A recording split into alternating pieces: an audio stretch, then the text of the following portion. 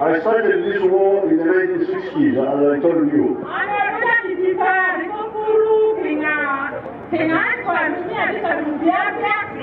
In the Ankole area. At that time, Uganda had two problems in terms of economy and the social conditions of the people. Problem number one was that many of the homesteads were outside the money economy.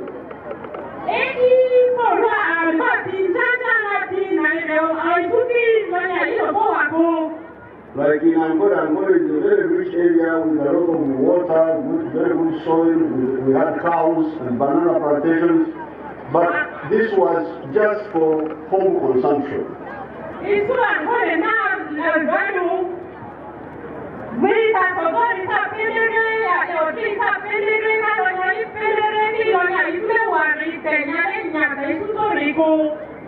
We had no cash crops. There was one sub-county where they were growing some coffee.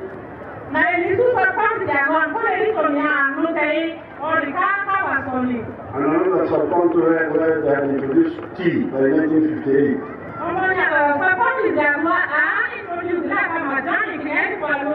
Otherwise, the rest of that huge area had no income.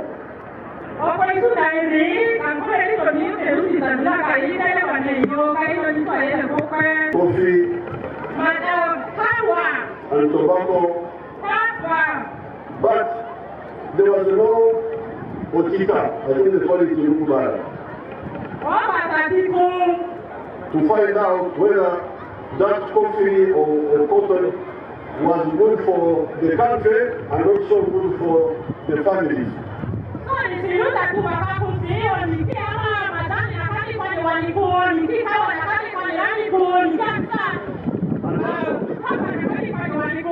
And that's what we decided to deal with.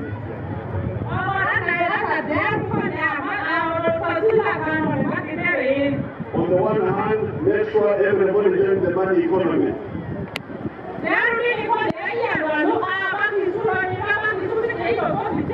But on the hand, join the economy with the Otita.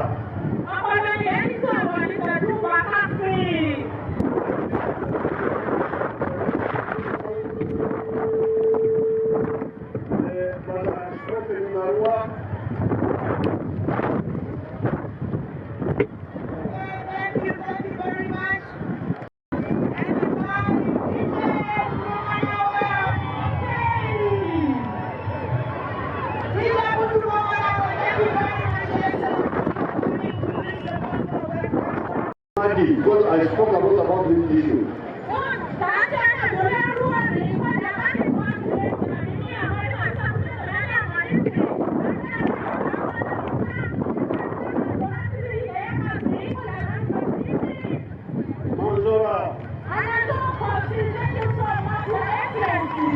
To thank the President for the national tour and the campaign against subsistence farming, subsistence agriculture, and also the campaign against poverty in general. The President left a very important message for the leaders and the people of Madisa region and the people of West Nile in particular about the role of everyone, the responsibility of everybody to ensure we liberate ourselves economically out of subsistence agriculture to commercial and intensive farming. The President will be fulfilled. But then we also, the leaders of this region, must not sleep. We bear a duty. We are bound by duty to ensure the government pledges, the presidential pledges are put in place and enable us of a conducive environment, like the appeal of the people for electricity. The President made a very clear commitment that the ongoing construction work at Nyagake 3 is going to be completed by November this year. But also the power transmission infrastructure running from Karuma to West Nile is going on. So all this is going to solve the problem of power instability in this part of the country. The people of Obongi who have never been connected to electricity will also be connected with the ongoing power transmission infrastructure construction. We thank the President for coming to visit West Nile, particularly Madi sub-region in Obongi district. And one of the key issues for the people here is power. We need power for development. The President talked about wealth creation and ensuring that the households have money. But most importantly for us in Madi sub-region, we need power, we need good roads, we need the ferry at Laropi is very key. The rain cut it short, but we have hope that the President is going to fulfill some of his promises, but also the leaders have to follow up and ensure that as Madi sub-region, we get what is entitled to us. Because for so long, for so many years, we've supported the government, it's only fair that we get our fair share from the government. Thank you very much. And today he has come. I am requesting him to actually respond to. Secondly, Obongi has not benefited on the issue of national grid power. Let him say like this.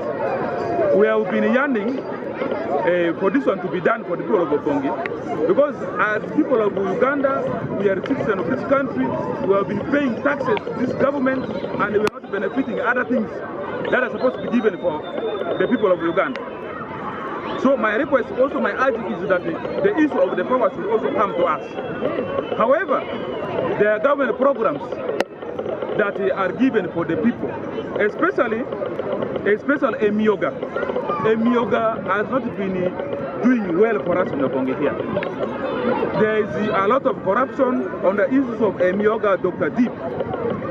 Especially Dr. Deep has not been actually done properly in Obongi. People are not beneficiaries. People have not benefited a lot in Dr. Deep projects.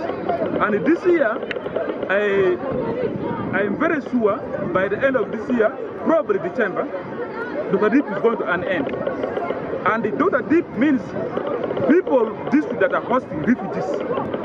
And to my dismay, people have not benefited. It is a project that has been brought for the people just because the refugees are using our roads, using our water system, using our health centers. And when you come on ground here in Obongi, people have never benefited those of these projects. Conclusively, I request the government of Uganda to look into the issue of Obongi. Since